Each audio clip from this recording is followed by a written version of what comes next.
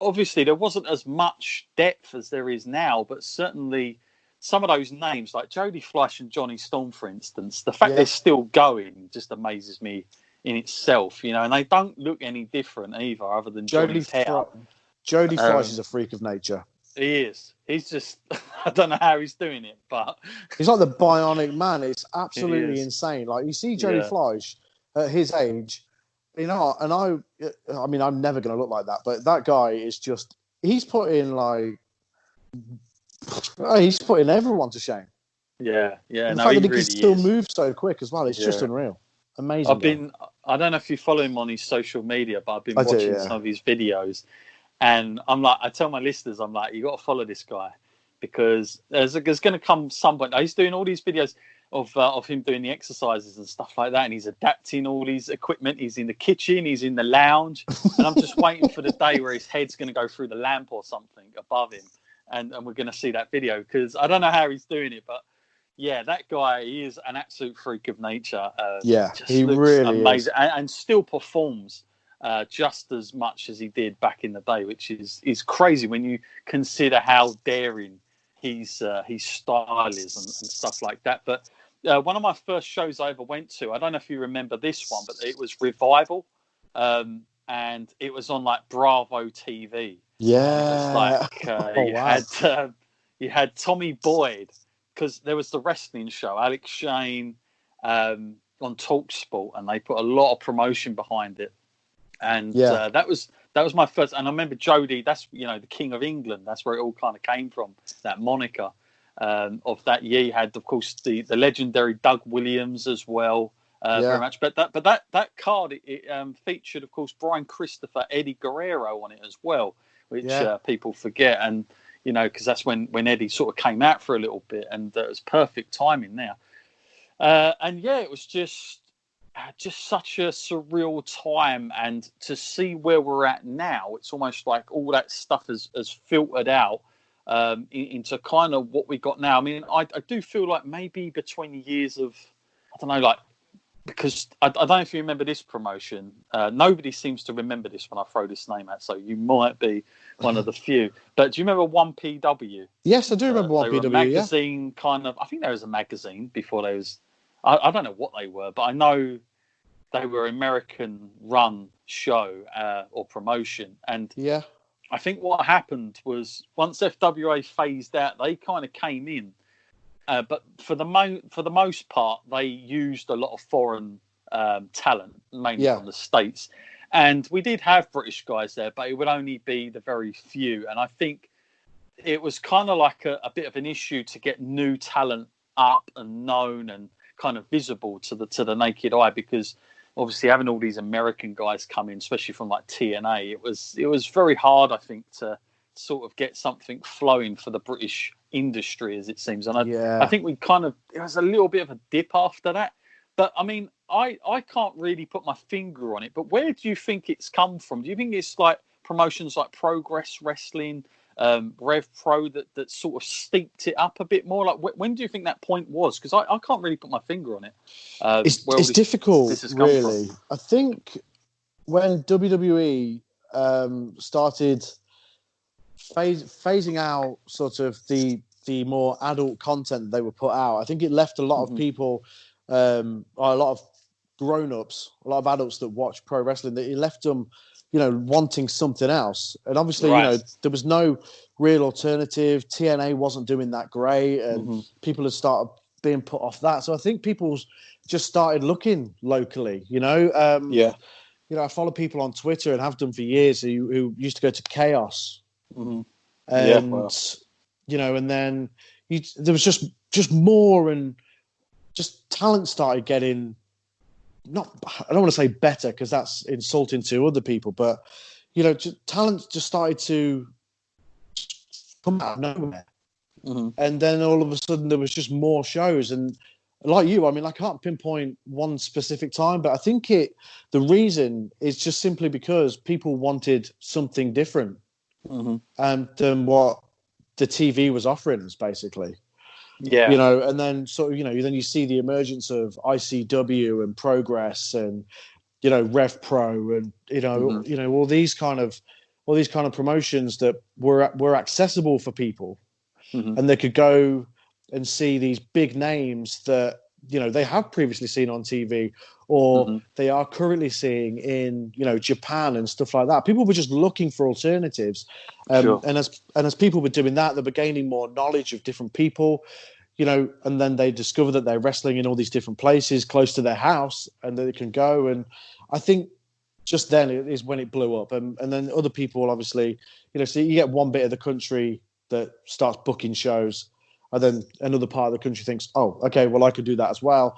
And that's why now we have such a, you know, a massive amount of promotions and good promotions, you know, in this country, booking amazing talent and growing their own.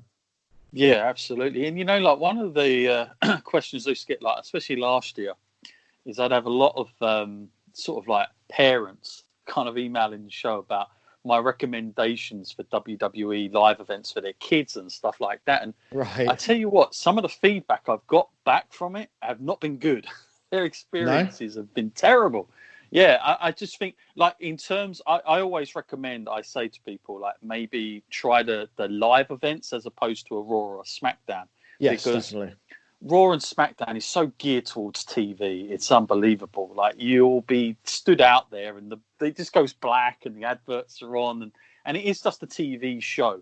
And it's just like being sat there watching it. And the way it's very quick and, you know, it's bang, bang, bang. But it's very much geared towards TV. Whereas at least at a live show, they can kind of have their hair down a little bit. There's no, like, we've got to run to commercial, or two guys have got to go out of the ring and then we've got to say we're going to commercial, that kind of thing. Yeah. Which can take you out of it a bit, because, I mean, even recently when I went last, and I said this very recently on one of my other podcasts, there was a scenario where I think it was like Dolph Ziggler had just finished his match. He was laying like he'd been run over by a truck.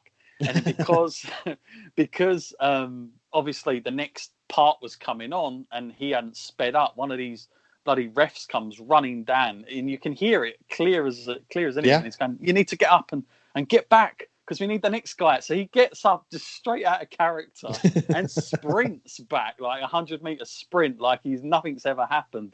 And I was thinking, blimey, like, if I was a kid, like, yeah, I never believed wrestling was a total, you know, complete shoot, but like at least I had some sort of disbelief that they were showing me that it's legit. You know, they didn't kind of just do things like that, and it was really kind of took me out of it. And another thing that I found as well, I don't know if you've been to a WWE show recently, but was the fact that when you'll see performers, like, after a match, they'll celebrate, and then they might not know where the hard cam is, so the ref will come round to the side and tell them to do the poses, then stop doing the poses, then do more poses. And I'm like, wow, this is like next level stuff. Like, I used to go to those shows, but I never remember it being as overproduced as it now is. And I almost think, like, for me,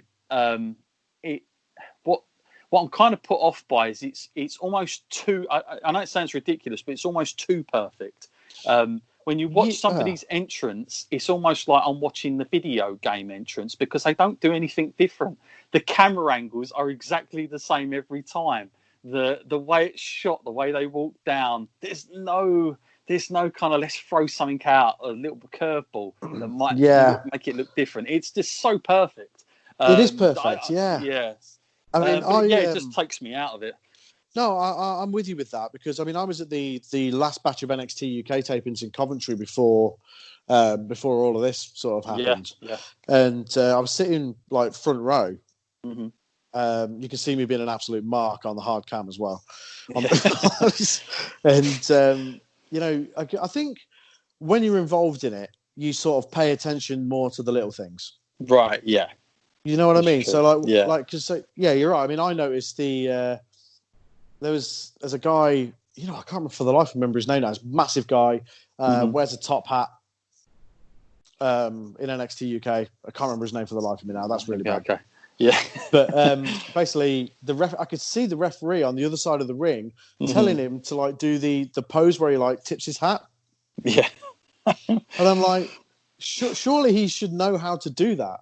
But I guess some of these guys, they're not used to TV. They're just, if you used to work in, indie shows that are filmed on, phones or whatever, then I guess you're not used to this like slick TV production that WWE puts out.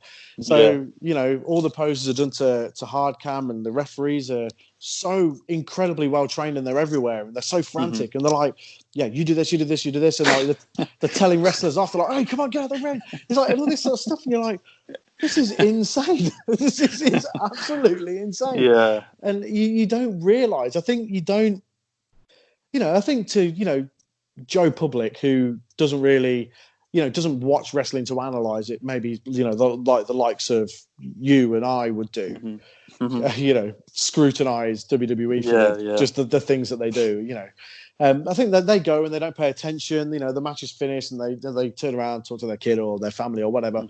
But there I am, like looking at everything, like going, oh, I can't believe this is going on. Why is that referee shouting at Xia Brookside to go over there? What's going on? And you just you take it all in, and it's insane the amount of detail that goes into a WWE production. Yeah, it absolutely is. And then going back to my original point is the fact that this particular person that had emailed me that they'd had a bad experience. They said, well, like 1 week later, they paid like a fraction of the price to go down to a local show. And they said they had the greatest experience they've ever had with their kids because they were so close to everything. And although there wasn't the likes of a John Cena in the house or anybody like Roman Reigns, for kids at that age, at the age they were, like everything, because of the way it was produced and it's made to feel like they are a big deal. And that's good promoting on their part, whoever that was, the independent promoters. It was a better experience. And I think nowadays, people that are wrestling fans that have families, like it is an expensive day out nowadays. I mean, if you go to a WWE show, it's not cheap anymore. No, it's not at all. And so I think now we've kind of got to a point where, hang on a minute, we haven't got to pay those steep prices for my whole family to go. I can go to my local like show just down the road, save me the expense of the travel into wherever it is, and get something for sort of a fraction of the price and be much closer to actual wrestling. And I think if people are, that's the big difference that we never used to have. I would say you can get, if you compare it to especially Raw, you're not always guaranteed great wrestling matches, that's for sure, because it is just TV and it's progressive stuff all the time. But I think now independent shows can easily compete with that market. If you just want to go and watch wrestling bell to bell, you're going to get as good as what you see in WWE. And I think that's the big shift, the big change now, where I think the market's a lot better for promotions out there to get those people in watching their stuff. And then, like you say, because WWE is now PG and geared itself so heavily in that, the alternative is, well, you've got promotions that are just geared towards adults. And they treat it as so as well. They don't make you feel quite stupid, and they kind of trick you on different levels. So I think you're right, and the variety is good, right? I mean, I've never seen as much different original stuff out there. Everyone seems to have really good identities about them. They don't seem like all the same, which is another good thing as well. Oh, for sure. There's so many talented, creative guys out there. I mean, I look at guys like Harry Mant, who's invented, this entire character and, a complete alter ego, and he's carrying around, Mr. Buggles and all that sort of stuff. And, that's stuff that, that's mainstream storytelling. And these guys also, they have access to, technology beyond anything that was available, when I was growing up. And again, here I am making me sound like I play with a stick and a wheel in the street. But, these guys can like film their own vignettes and, just, do them on their laptop, and they can give just as good of a product, if not better, than what WWE is giving people. Because, and another thing as well, with these promotions, like the independent promotions, with social media, like Facebook and Twitter and Instagram, you can keep the show going by putting out additional content for followers of that show, and there is something for literally everybody. I mean, I love the family shows. I work a couple of family shows, and the kids go nuts for it. They absolutely love it. And they love the fact that they can meet the guys afterwards as well. They that's do a meet big and greet. Thing. Yeah. Yeah. And like,